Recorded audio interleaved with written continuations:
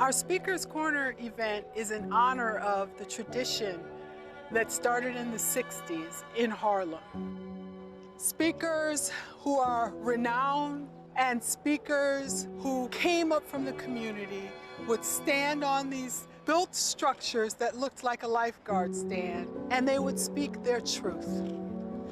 The core theme of the Racial Healing Hub for Harlem Wellness Center is truth, reconciliation, and transformation. Transformation would be Dr. Martin Luther King Jr.'s dream for beloved community. We can't get to healing and transformation without repair, without reconciliation. We can't get to reconciliation and repair without truth. So often, we're always looking outside of ourselves or outside of our surroundings to try to make a difference. But the reality is, look around you. Look at the people that are standing next to you. Look at your family. Look at your wives, your mothers, your fathers. If you stand for truth and justice in those situations, it causes a ripple effect that then impacts other places around you. Wellness is not just about the body, it's also about the emotional, it's about also the mental wellness. So when we're talking about racial healing, we also, when we get ourselves grounded, when we can get, ourselves more into relaxing the parts of our nervous system that get all riled up when we're scared or when we're nervous or, or in panic mode, then we can start thinking clearly. We can't really think clearly, we can't, or as clearly as we can, when we're constricted. So wellness plays a huge role also in social change. America for centuries has been divided by the color line. That color line will destroy this country unless we prioritize healing and eradicating all vestiges of slavery, Jim Crow, and racism. So I felt it was important to bring my own perspective on that as someone who was born right around the time that Emmett Till was killed and has witnessed countless murders of Black and brown people in this country with no one being held accountable for decades. It is my hope that in some small way, my remarks can help to move the justice needle a little bit closer to the world that we all deserve to live in.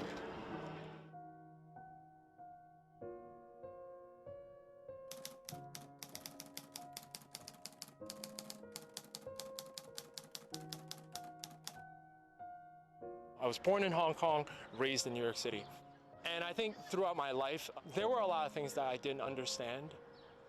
I didn't understand why people would make high-pitched sounds when I'm around, or mispronounce my name on purpose, or accuse me for eating dogs and cats. It did hurt me when I was young. I'm just so proud of the running community. Because honestly, maybe if I was doing this alone, I might not have enough courage to.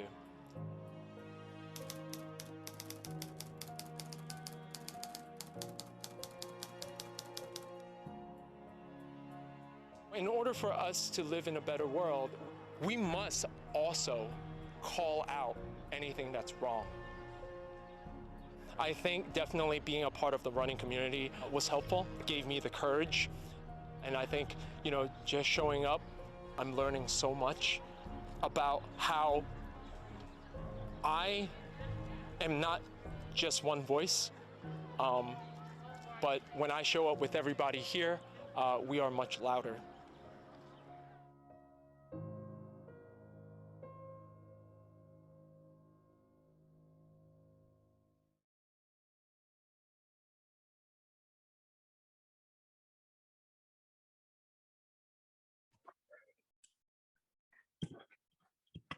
Good morning, everyone. I'm having a few technical difficulties. I'll be right with you.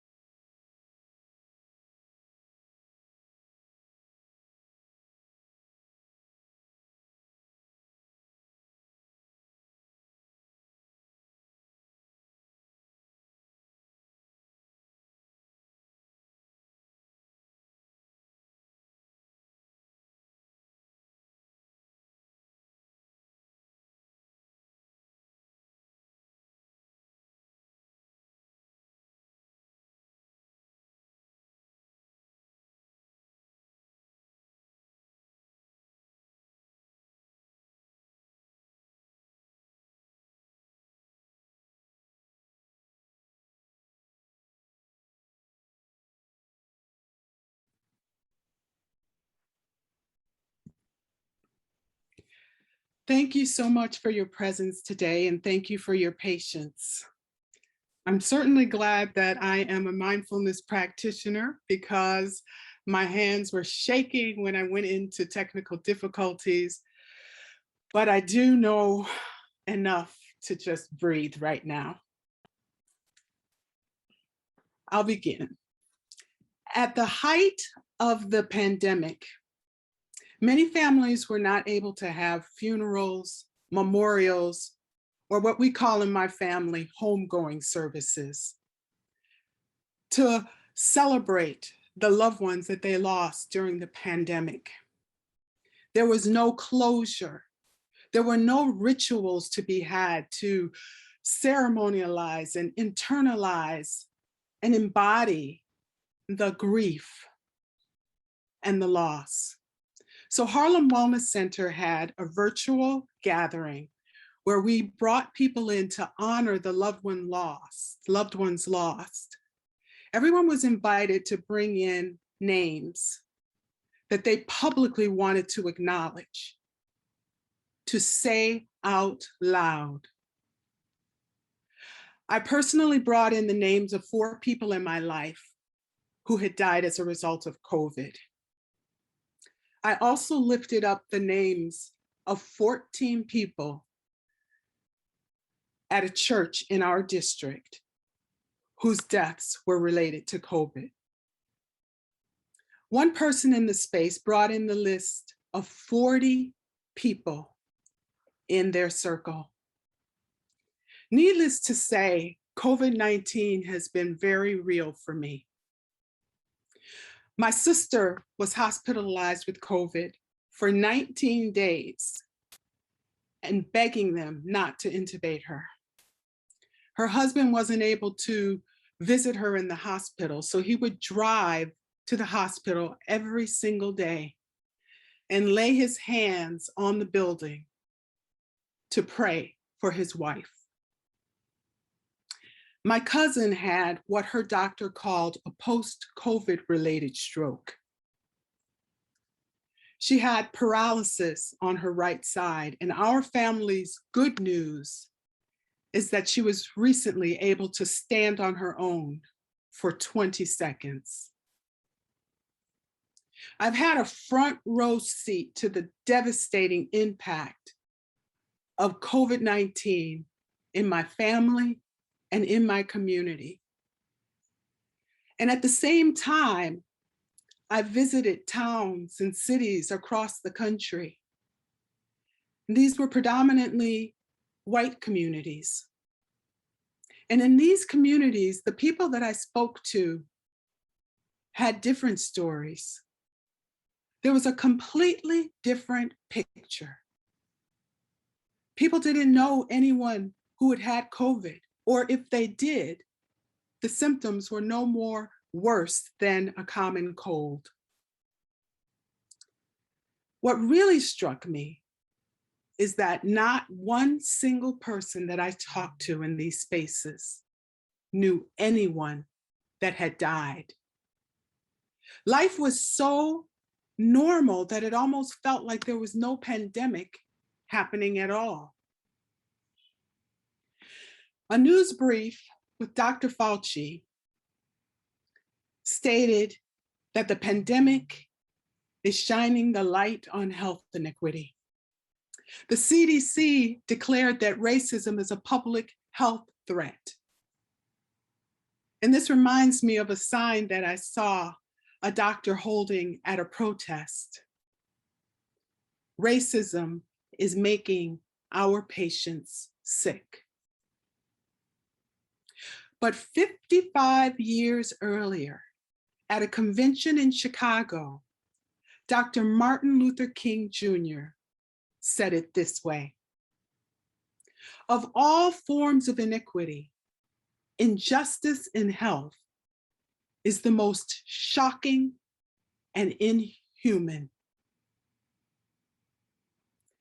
People have come to understand, many for the very first time, that there are two health tracks in our country, and that these health tracks are not based on biological differences. It's racism that creates the fork in the road. I've been a leader in the health movement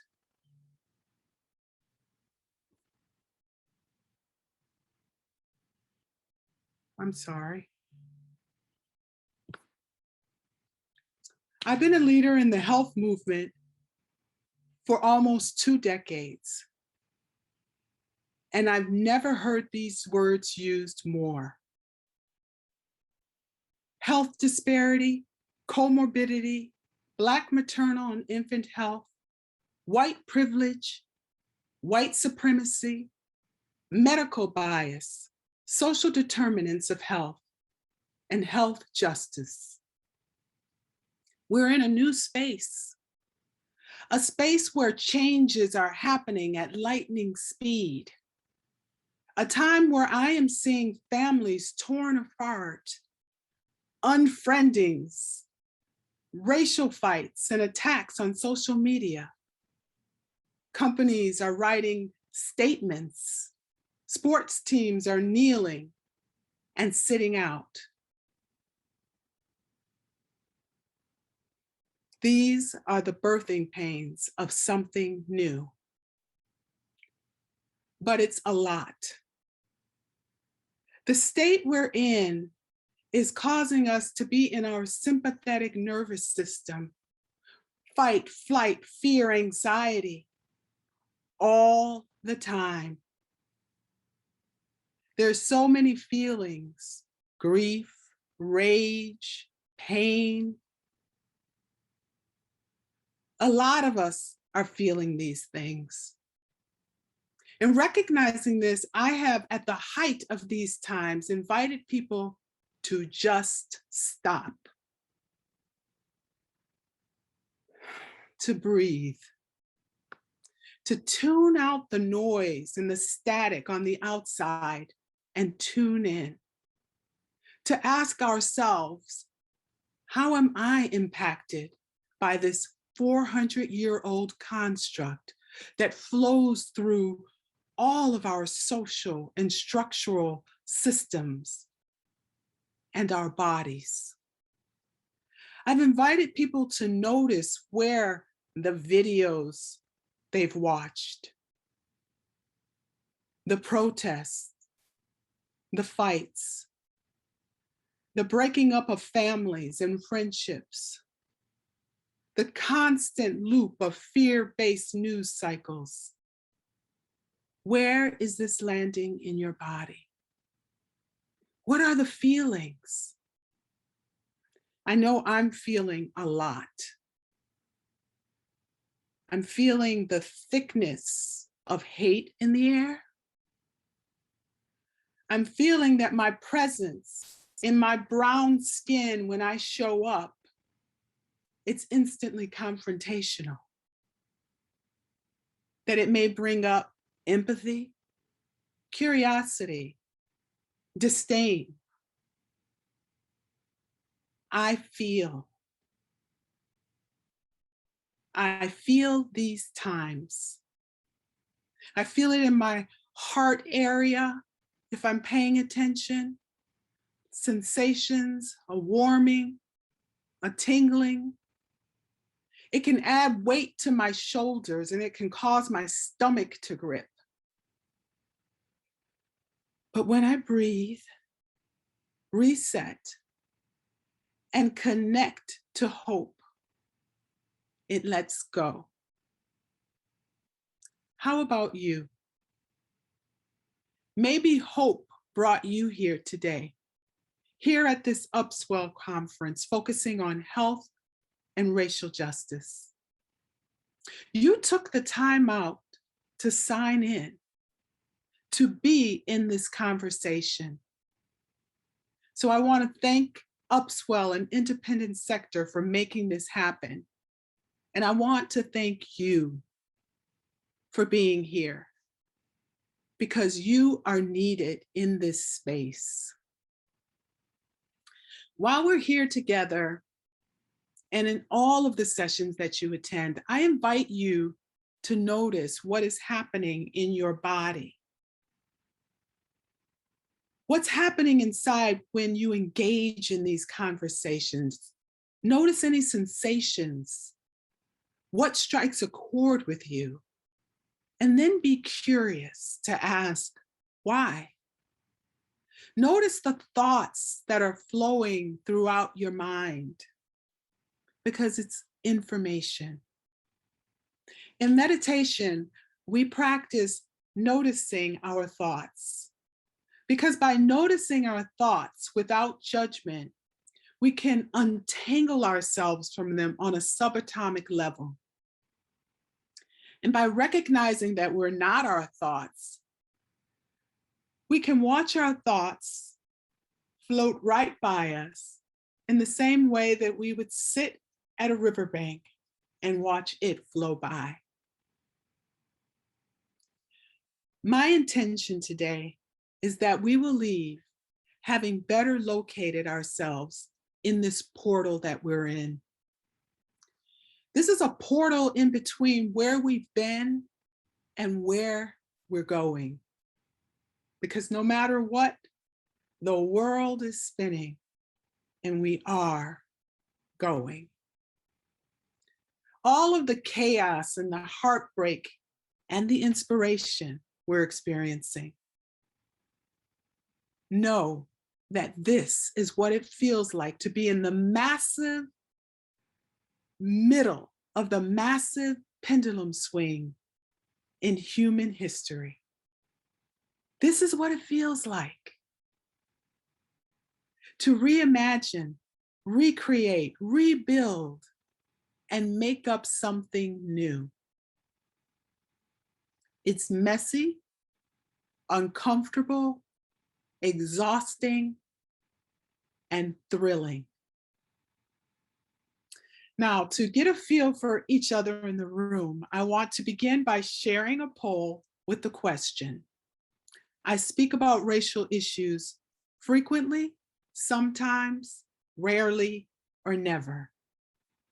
We'll share the poll right now.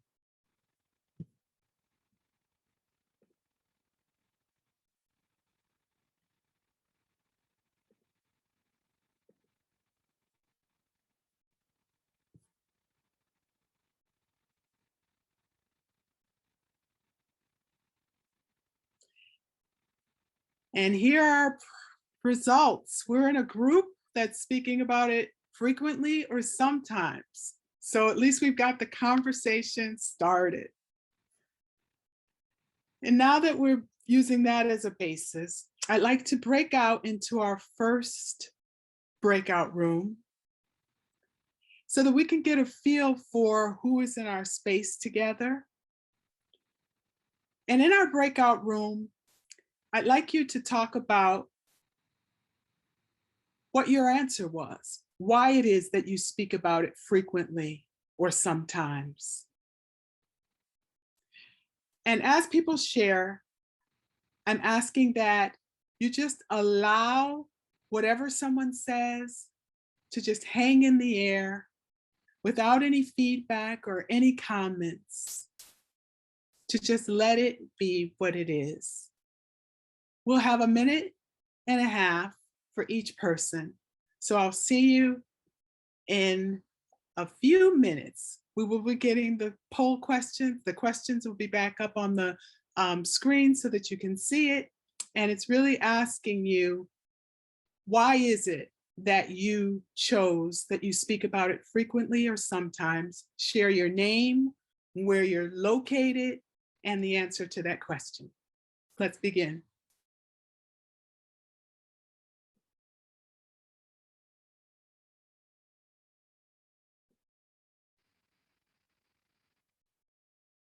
Welcome back, everyone. I hope you enjoyed connecting with one another. Many of us have heard the quote from Steve Jobs saying that you can't connect the dots looking forward. You can only connect them looking backward. Well, that's certainly true of me, of how I landed in this space today, speaking about racial health and racial justice. So how did I get here? Yoga. Well before yoga became a billion-dollar industry, I was enthralled with it watching Lilias Folan on PBS when I was a kid. When I was in university, I had a brief revisit and reunion with yoga, and then I forgot about it. But a few years later, it caught me for good. Yoga led me to classes, workshops, retreats, and to immerse myself into holistic studies. Back in 2003, my friends in Harlem noticed, and to my surprise, they asked me to teach them yoga. So I did, every Monday for 4 years, as well as empowerment for healthy living workshops. And then I started dreaming. I started dreaming about creating a holistic health and wellness center in the heart of Harlem. And today that dream is Harlem Wellness Center. Our mission is to close the health gap, through access to innovative and holistic wellness programs that empower individuals, strengthen communities, and create environments where we can connect, heal, and thrive.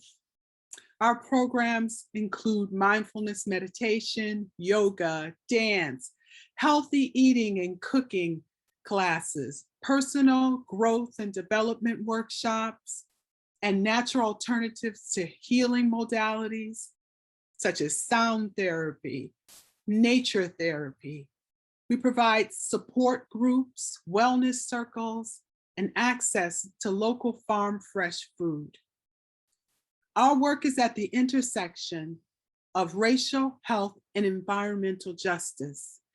And we're working at that intersection in 5 focus areas: racial healing, elder health and well-being, women's health with an emphasis on Black maternal and infant mortality, and community wellness. And finally, environmental justice and eco-consciousness so that we can all have a planet to thrive on. Harlem Wellness Center allows me to combine 2 things that make my heart sing: community building and holistic health and wellness practices.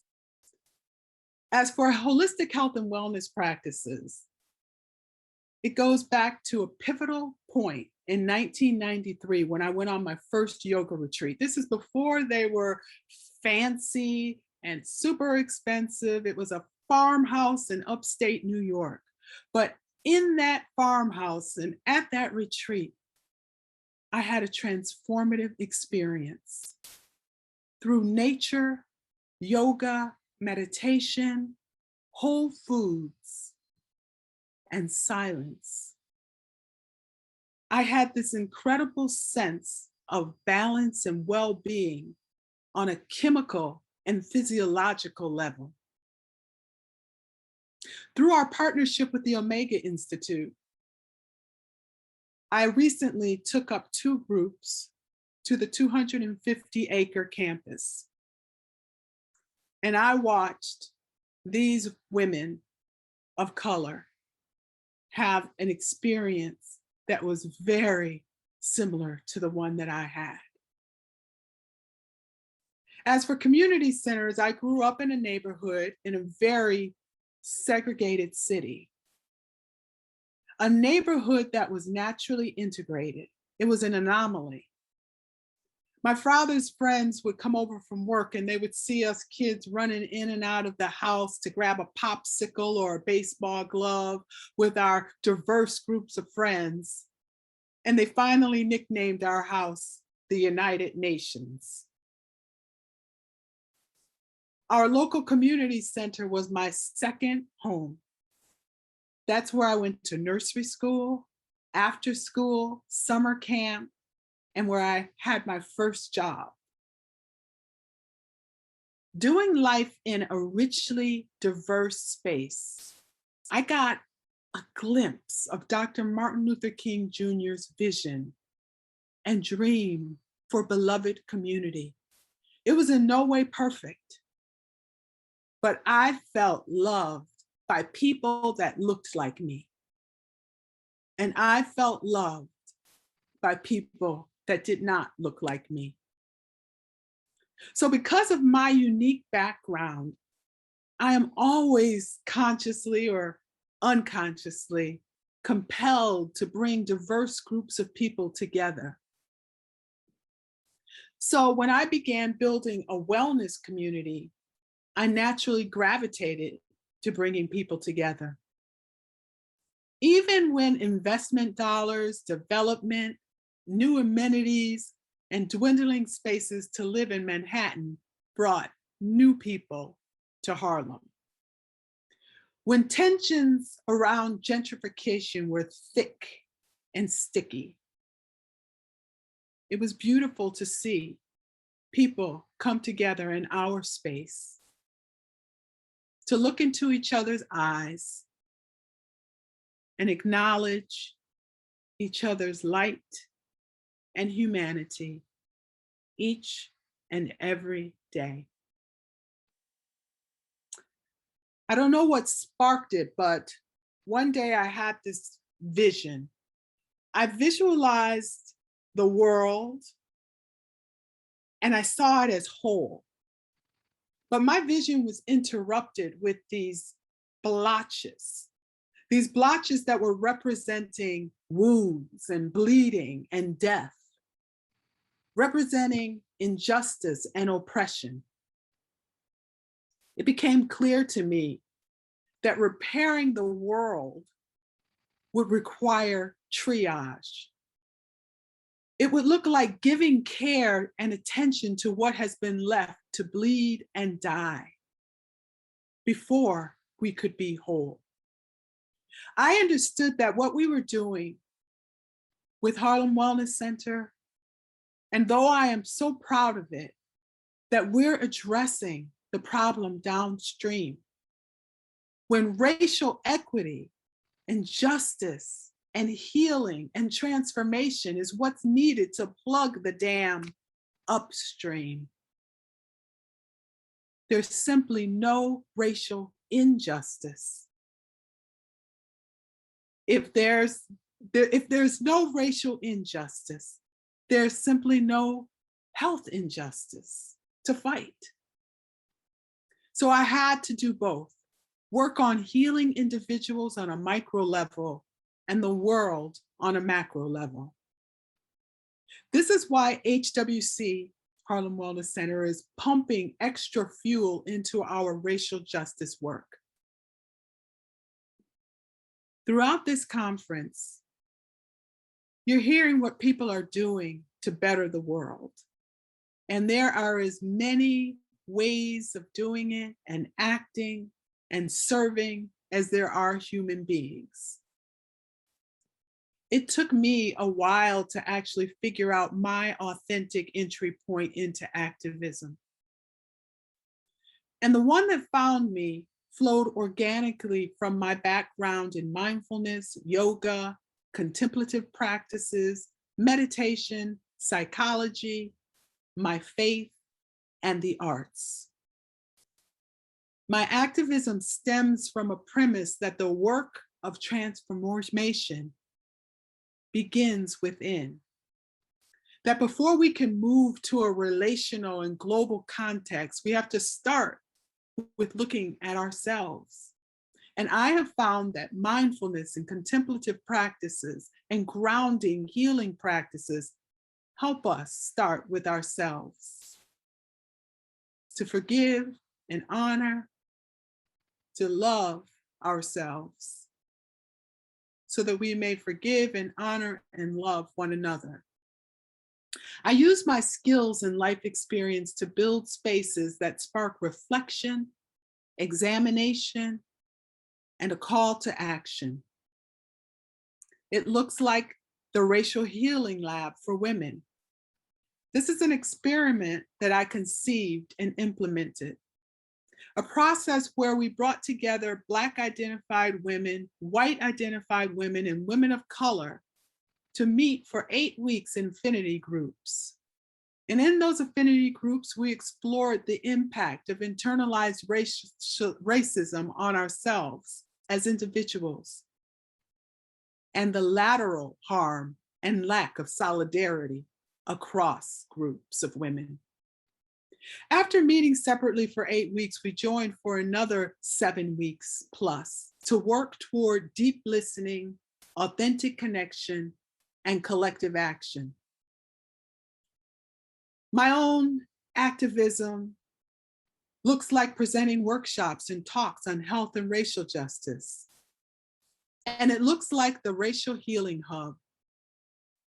Harlem Wellness Center's Racial Healing Hub produces 4 mindfulness-based interactive arts events a year, along with facilitating workshops and conversations designed to change the way America talks about racial issues. We recognize the critical need for skillfully curated spaces that inspire us to and guide us to explore and challenge our thinking, our attitudes, our values, our ideas around racial identity, systems, healing, and equity. We believe that deep listening can spark understanding, that understanding can spark more authentic connection, and that connection can spark compassion, and that compassion can spark empathy. And empathy is that golden goose egg. Empathy says, I not only understand or feel you, but I want to be actively involved in relieving your suffering. We hosted our last event of the year on Indigenous Peoples Day. And we created stations that were designed to engage people in the work of looking at ourselves, where we are in the process of moving from disconnect, ignorance, paralysis, apathy, resistance, or oppression to being part of the solution. As I share about the 4 areas that we explored in our installation,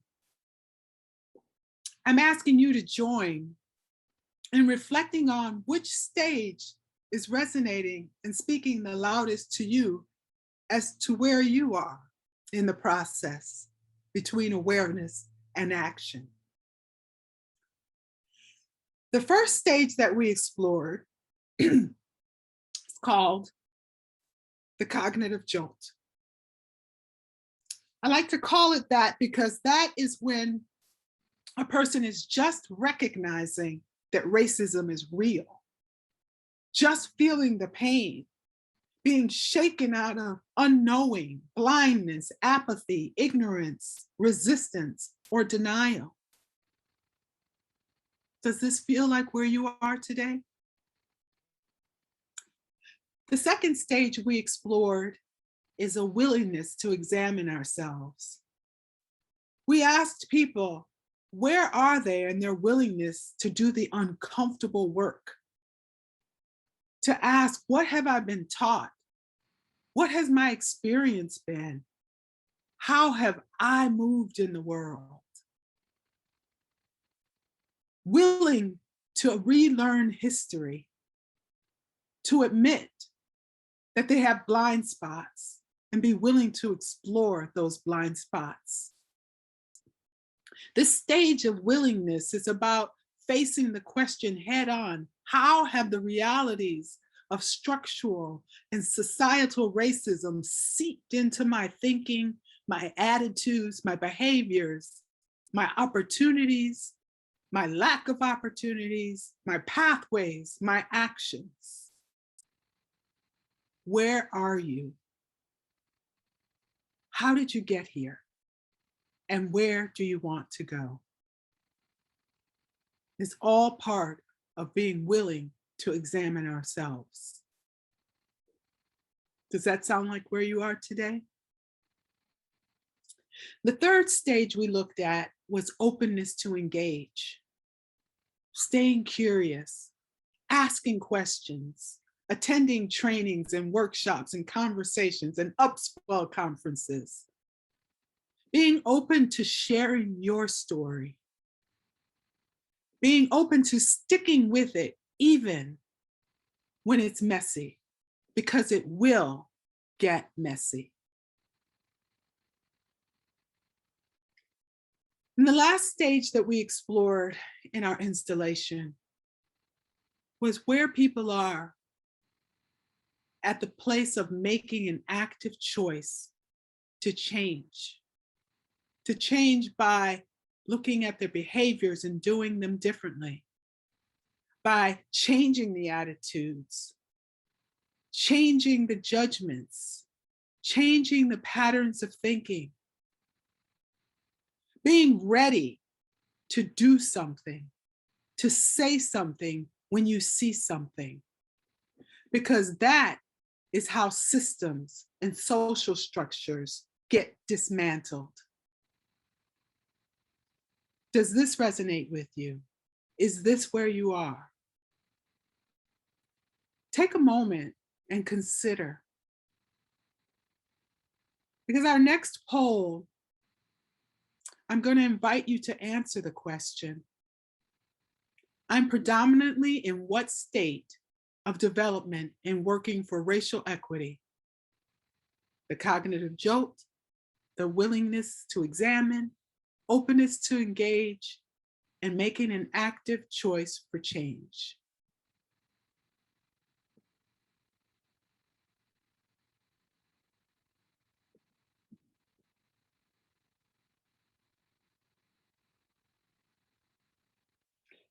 Our poll results: willingness, we have openness to engage on the topic. Clearly, you're here and actively practicing new behaviors, 25%. So hopefully at the end of this time together, I can help spur that number to increase from 25% to 100%.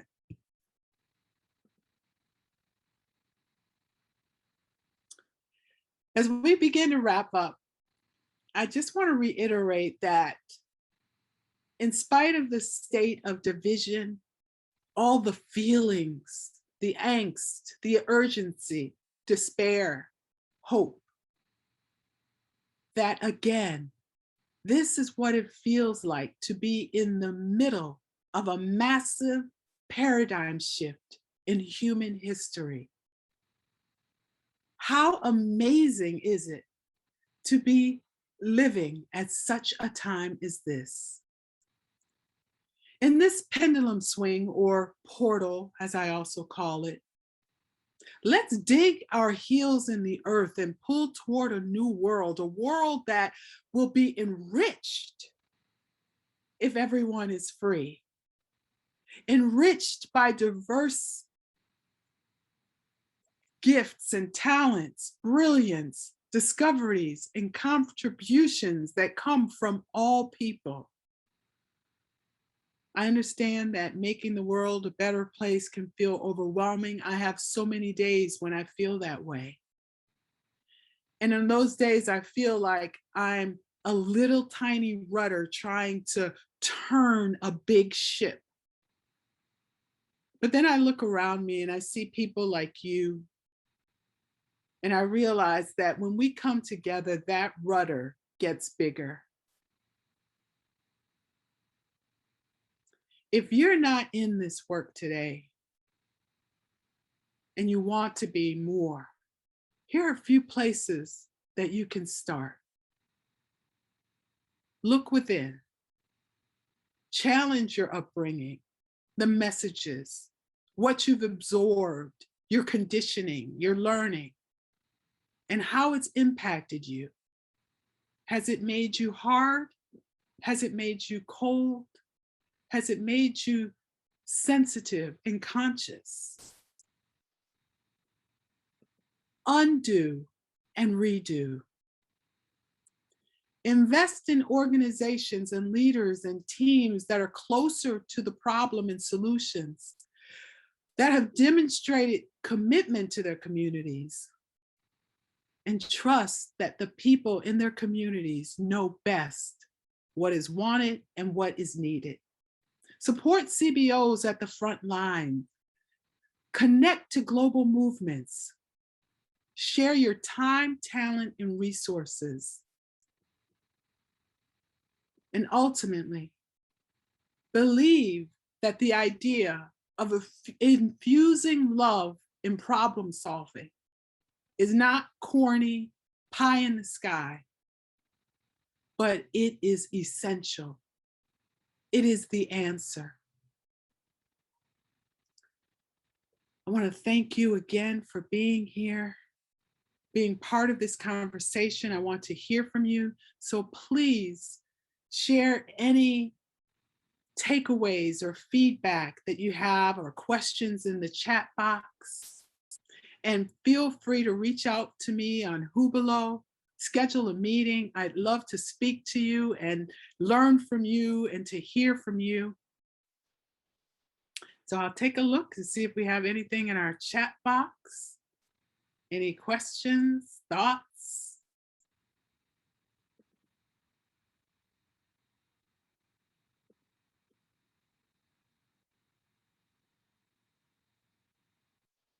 Let's see here. Some thank yous. I want to thank you as well. Okay, well, we don't have any questions or answer or feedback. I look you in the eye and I say our words that we use often at Harlem Wellness Center, Ubuntu. I am because you are, you and me both, oneness, Ubuntu. Ubuntu.